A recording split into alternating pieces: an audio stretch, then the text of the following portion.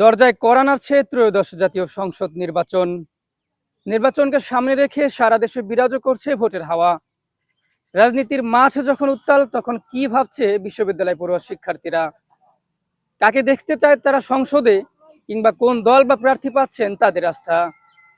এ সকল খবর জানতে এবং জানাতে আমি আমির ফয়সাল আজকে রয়েছি জাহাঙ্গীরনগর বিশ্ববিদ্যালয়ে।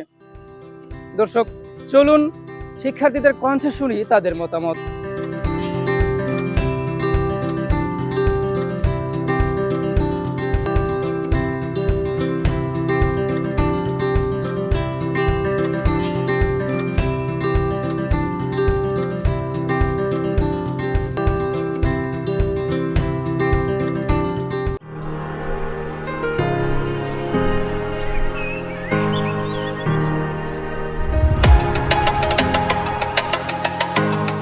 ভাই, আমার পার্সোনালি সাপোর্ট থাকবে সবসময় জামাতের প্রতি।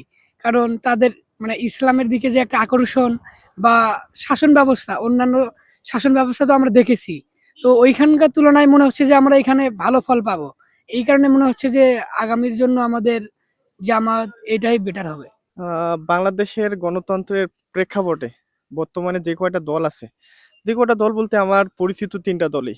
একটা হলো জামাতে ইসলাম, একটা বিএনপি, আর একটা হলো বর্তমান নতুন দল এনসিপি। তো আমার কাছে যেটা মনে হয় যে বাংলাদেশের যে একটা সুস্থ রাজনীতি বা সুস্থ একটা সমাজ গঠনে জামাতেই হলো একটা সব থেকে ভালো দল। সো আমি আর কি জামাতকেই ভোট দিতে চাচ্ছি। আমরা তো বিএনপি কে দেখেছি এবং আওয়ামী লীগকে দেখেছি, তারা দুর্নীতি এবং চাঁদাবাজি এগুলো করছে, কিন্তু জামাতে ইসলামী যদি আসে তাহলে আমার মনে হয় যে চাঁদাবাজি বা দুর্নীতি এগুলো একটু কমে আসবে। তো সেই হিসাবে আমি জামাতে ইসলামীকে চাচ্ছি আর কি। স্পেসিফিক ভাবে তো এটা আসলে বলা উচিত না। আমি মনে করি যে আমার উপজেলা অনুযায়ী তো দেখতেছি আমি কার অ্যাক্টিভিটি কিরকম আর কোন দলের অ্যাক্টিভিটি কিরকম।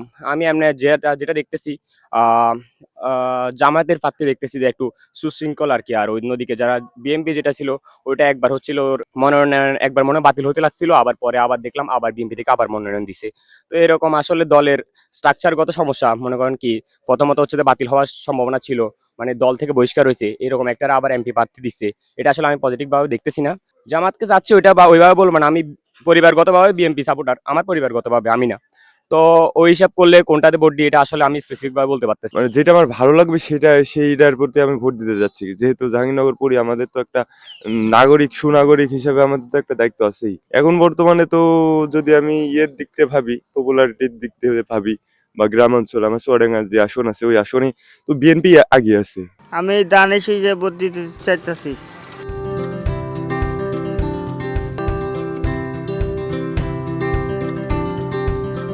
নির্বাচন শুধু ভোট নয়, এটি একটি সিদ্ধান্তের গল্প।